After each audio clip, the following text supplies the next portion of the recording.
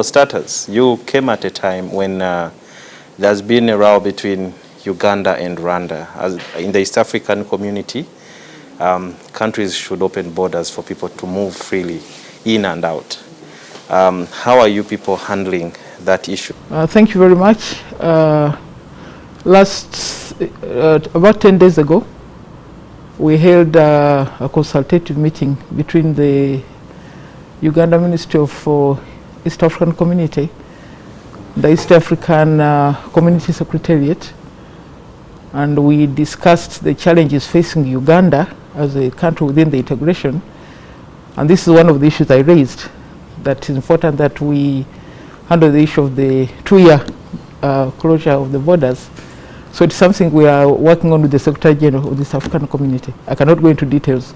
When should people expect results from that undertaking? No. I don't want to talk about timelines now. Ugandans, they cannot use national IDs when they want to go to Tanzania. They cannot use national IDs when they want to go to Burundi.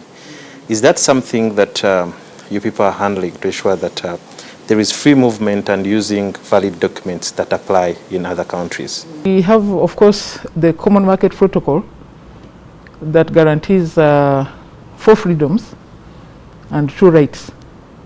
It guarantees the freedom of movement of persons, of services, of capital, and of labor. Then the 2 rights, the right to residence and the right to establishment. So in principle, all the 6 countries have acceded to the Common Market Protocol, but the levels of implementation are not the same.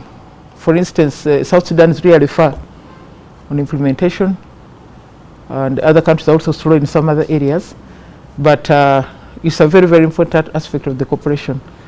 And that's another one of the other things I'm going to work on. Some people have to acquire visas before, let's say Ugandans and others, before they go to South Sudan, and yet it is in the East African community. Why would someone up to this time require to pay money for a visa? Again, it's a question of implementation, because we do not yet have a federation. Each country is responsible for its own immigration. So some of the countries have entered reciprocal arrangements. For instance, Kenya and South Sudan have already entered reciprocal arrangements to have freedom of movement between the 2 countries. So other countries are going to also come into play in that area. Within the same protocol, it stipulates that the countries should commit to the stance towards a liberal stance towards ensuring that there is free movement of goods. You know that recently Uganda was having an issue with Kenya over sugar, and milk is still a problem. Uganda can't export milk to Kenya, yet Kenya exports milk to Uganda. Is that something that you people are handling? Fortunately, even when I was in Parliament, these are some of the issues that really bothered us as a country. And what I told the Secretary General in our last meeting is that I'm not going to tolerate a situation where we have sanctions and they are not implemented. Because for any country to breach the protocol, there are sanctions. But it's up to the machinery in the Secretariat to trigger them. So this has not been happening. So I told the Secretary General, I will want to ensure compliance with the treaty. If somebody is at fault, if a state is at fault, we should be able to say, there's something you're doing wrong. We have this, the sanctions committee. It has not been working. So those are some of the things I want to handle. So with regard to the sugar, the salt, now there's also the issue of salt. Maybe you don't know. Now the Ugandans are not able to import salt from Kenya. So that is another one which we have to handle. The issue of the milk is still ongoing, not only with Kenya, but also with Tanzania. The Tanzanians have set 4 taxes against the dairy products of Uganda. So yesterday I signed a letter to the Secretary General, and I'm also writing to the Minister for East Africa on the other side, the one in Tanzania, the one in Kenya. What are some of the sanctions just in case a country flouts the protocol? There will be probably a reciprocal arrangement by other countries. Also, if you are not allowing us, then we also stop you.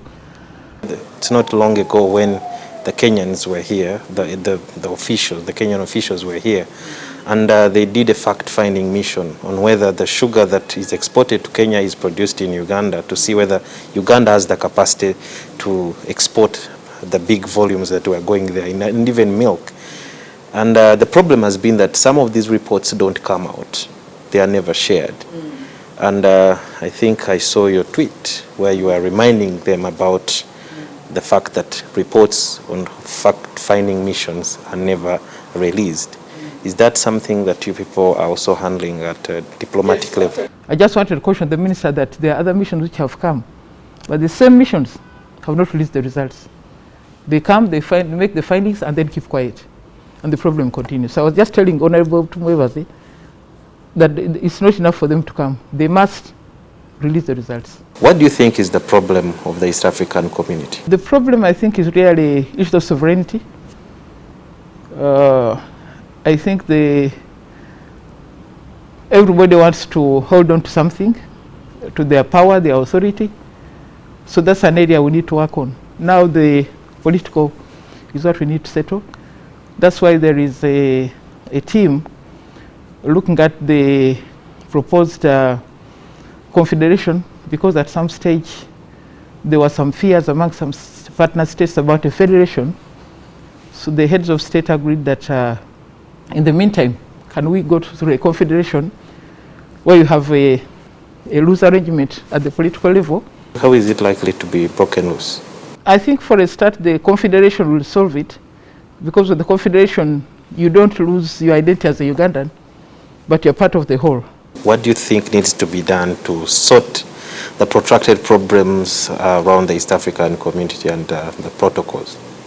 Marketing, advocacy. I think we are probably not speaking enough. The ownership by the population. I think we need to do more to advocate about what we are doing, because as a landlocked country, it's in our interest to be part of the integration. Because, for instance, now you've talked about the closure of the border. If we're one country, you can't close yourself. Thank you so much for the time. Okay. Very well.